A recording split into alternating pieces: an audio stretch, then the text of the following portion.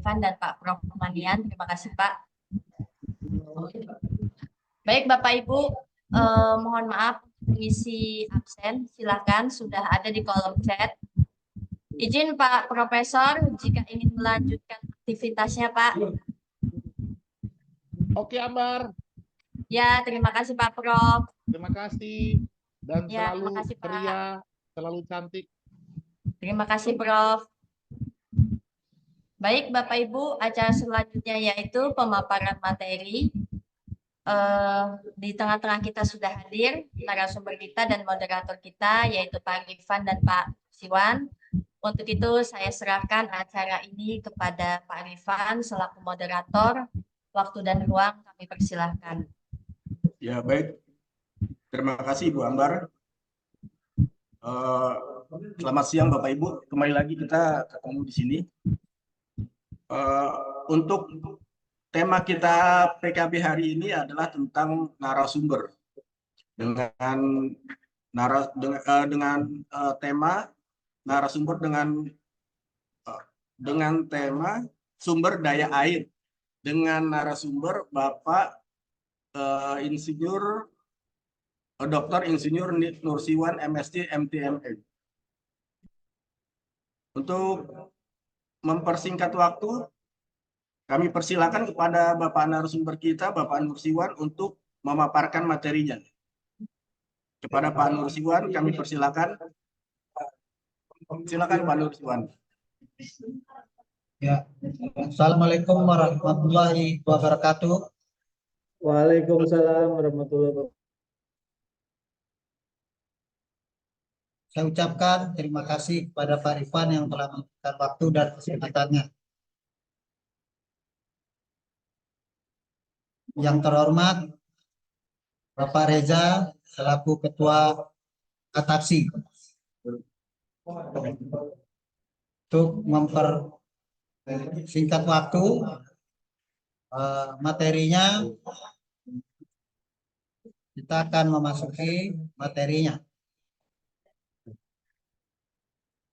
Yaitu judulnya adalah sumber daya air. Sumber daya air. Kita melihat juga latar belakangnya.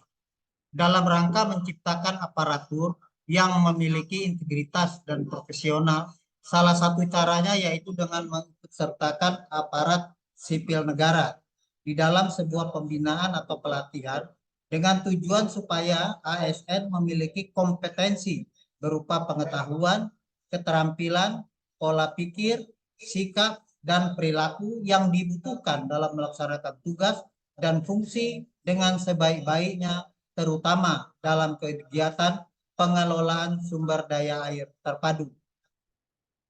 Air adalah semua air yang terdapat pada, di atas, ataupun di bawah permukaan tanah seperti air permukaan, air tanah, air hujan, dan air laut yang berada di darat yang selalu bergerak mengikuti pola pergerakan atau siklus tertentu.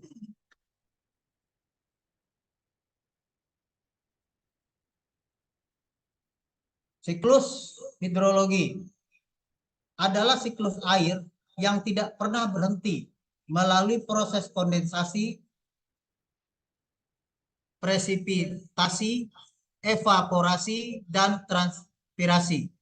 Mengingat sebagian besar air di bumi berada di lautan, maka proses pergerakan atau siklus tersebut pada umumnya dimulai dari permukaan laut, di mana terjadi penguapan air laut akibat energi panas matahari. Selain itu, penguapan juga banyak terjadi pada air yang berada di daratan. Nah, ini kita lihat ya pada gambar itu kelihatan ya bagaimana perjalanan air ya dari laut sampai akhirnya masuk ke dalam tanah dan menjadi air permukaan maupun air di bawah tanah. Lanjut. Air permukaan. Air permukaan adalah semua air yang terdapat pada permukaan tanah seperti air sungai, air saluran, mata air, air danau, air waduk, air telaga, dan air di kolam retensi. Air permukaan ini dapat berasal dari air hujan, lelehan salju, dan aliran yang berasal dari air tanah. Sifat dan karakteristik aliran sungai yang berpengaruh terhadap air permukaan meliputi A. Luas dan bentuk daerah aliran sungai. B. Kondisi topografi. C. Tata guna lahan. Air tanah. Air tanah adalah air yang terdapat di dalam lapisan tanah atau batuan di bawah permukaan tanah. Cekungan air tanah. Cekungan air tanah dibedakan atas dua kondisi.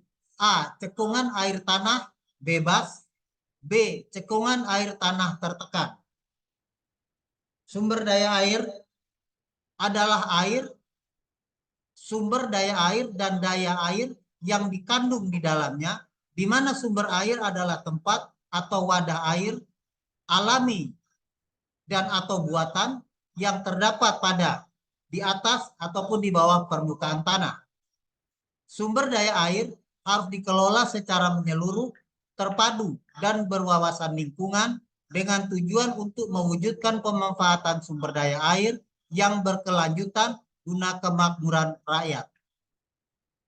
Pengelolaan sumber daya air adalah upaya untuk merencanakan, melaksanakan pemantauan, dan mengevaluasi penyelenggaraan konservasi sumber daya air, pendayaan sumber daya air, dan pengendalian daya rusak air.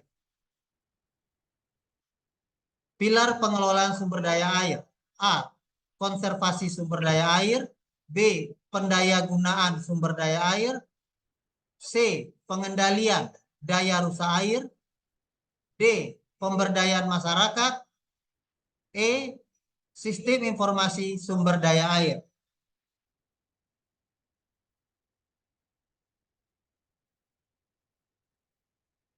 Fungsi pengelolaan sumber daya air meliputi A. Fungsi sosial. B. Fungsi lingkungan hidup. C. Fungsi ekonomi. Kewenangan pengelolaan sumber daya air dikelompokkan atas. A. Kewenangan pemerintah pusat. Kewenangan pemerintah provinsi. Kewenangan pemerintah kabupaten kota.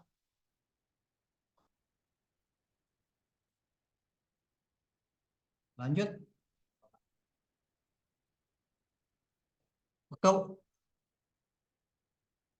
Belum. Itu kewenangan. Lanjut.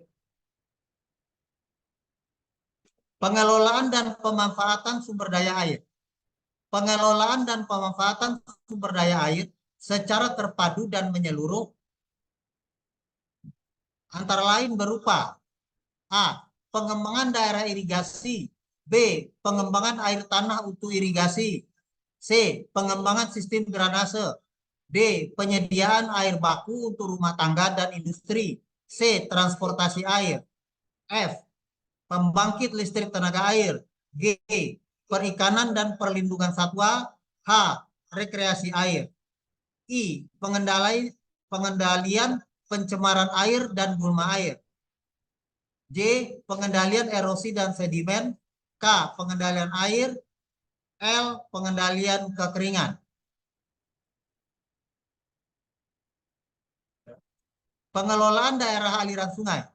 Pengelolaan daerah aliran sungai adalah pengelolaan sumber daya alam yang terbaru pada suatu daerah aliran sungai seperti vegetasi, tanah, dan air sehingga dapat memberikan manfaat yang optimal dan berkesinambungan. Sasaran daerah aliran air sungai yaitu daerah-daerah yang secara alami berpotensi terhadap terjadinya kerusakan lingkungan, khususnya erosi lahan di bagian hulu dan tengah aliran sungai dan memiliki kemiringan yang lebih besar dari 8%. Pengelolaan daerah aliran sungai didasarkan atas A. Landasan institusional. B. Landasan konsepsional. C. Landasan operasional. lingkup pengelolaan daerah aliran sungai. A. Daerah tangkapan air. B. Pengelolaan sumber daya air. C. Pemeliharaan prasarana dan sarana pengairan. D. Pengendalian air. E. Pengelolaan lingkungan sungai. F. Pemberdayaan masyarakat. Kegiatan pengelolaan daerah aliran sungai. A. Pengelolaan vegetasi. B. Pengelolaan lahan. C. Pengelolaan air. D. Pembinaan aktivitas masyarakat. Kebijakan pengelolaan sumber daya air terpadu diatur dalam banyak peraturan Menteri PUPR yang mencakup 7 sektor sumber daya air.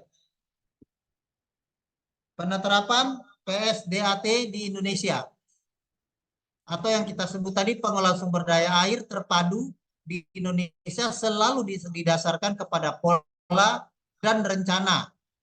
Pola dan rencana tersebut sebagai fungsi pengarah dan pengelolaan sumber daya air terpadu. Pola dan rencana PSDAT disusun berdasarkan wilayah sungai. Wilayah sungai di Indonesia dipilih menjadi 5 kategori berdasarkan posisi, berdasarkan wilayah administratif pemerintah diantaranya. WS di dalam satu wilayah kabupaten kota, WS di dalam suatu provinsi atau wilayah kabupaten kota, WS atau wilayah sungai, lintas wilayah provinsi, WS lintas wilayah negara, 5 WS strategi nasional. Keterpaduan dalam pengelolaan sumber daya terpadu merupakan bentuk sinergi kelembagaan antara pemerintah pusat dan daerah.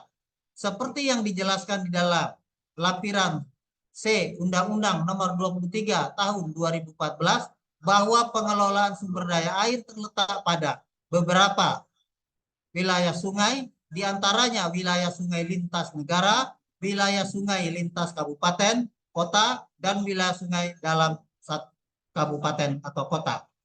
Maka pada akhir tahun 2005, Kementerian PUPR membentuk unit pelaksana teknis pengelolaan sumber daya air pada setiap wilayah sungai. UPT tersebut diberi nama Balai Besar Pengelolaan Wilayah Sungai dan Balai Wilayah Sungai.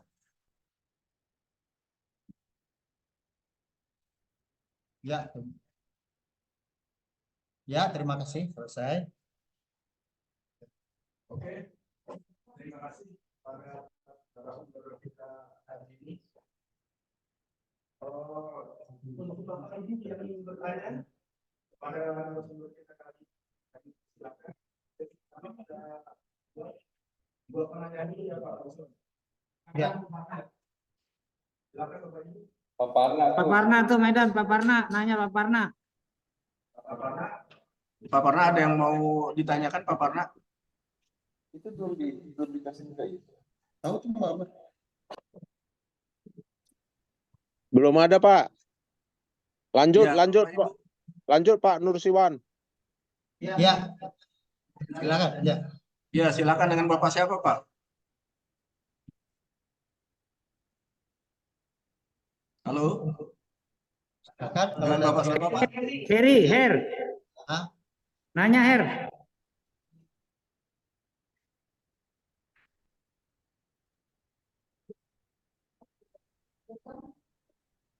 Ya, untuk Bapak Ibu yang belum absen, jangan lupa untuk segera di absen Pak ya, absen kehadiran.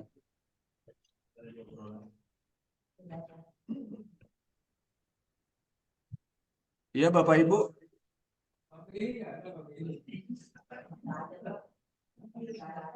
Ada yang mau bertanya? Oh, berarti udah jelas sekali nih paparan dari Pak Nursiwan kali ini. Udah nggak ada yang perlu ditanyakan lagi ya Pak ya? Oke, kalau Saya izin Pak Rifan. ya silakan Pak Yopi. Materinya sudah sangat luas, jadi saya paham banget jadinya. Oke. Dari siklus hidrologi semuanya kelihatan, jadi lumayan paham. Jadi sampai nggak bisa bertanya. Oke. Jadi kalau untuk tidak ada yang bertanya, saya tutup tanya jawab kali ini. Sekali lagi saya ucapkan terima kasih kepada narasumber kita kali ini, Bapak Nursiwan, dan kepada Bapak Ibu yang telah hadir dalam acara ini. Sekali lagi untuk Bapak Ibu jangan lupa absennya. Untuk selanjutnya acara kami serahkan kepada Ibu Ambar. Silakan Ibu Ambar. Baik, terima kasih Pak Rifan. Terima kasih saya ucapkan kepada moderator Pak Nursiwan dan narasumber kita Pak Nursiwan. Baik, Bapak Ibu memasuki acara selanjutnya yaitu penutupan. Untuk itu kepada Bapak Haji Reza Sahyan, waktu dan ruang kami persilahkan. Terima kasih kepada Saudara Ambar, MC kita. Kita telah melewati kegiatan ini tadi dari paparan-paparan dari LPJK, dari narasumber kita, Pak Nursiwan, mudah-mudahan semua memahami dan berguna bagi kita ya. Karena memang sudah waktunya. Sekali lagi saya atas nama Dewan Pimpinan Nasional terima kasih. Semoga bapak-bapak dan ibu-ibu yang hadir di Zoom PKB ini dan dilindungi Allah Subhanahu wa taala. Amin. Dengan mengucapkan alhamdulillahirabbil alamin, maka acara ini saya tutup. Assalamualaikum warahmatullahi wabarakatuh. Waalaikumsalam warahmatullahi wabarakatuh. Mengingatkan kembali Bapak Ibu untuk absen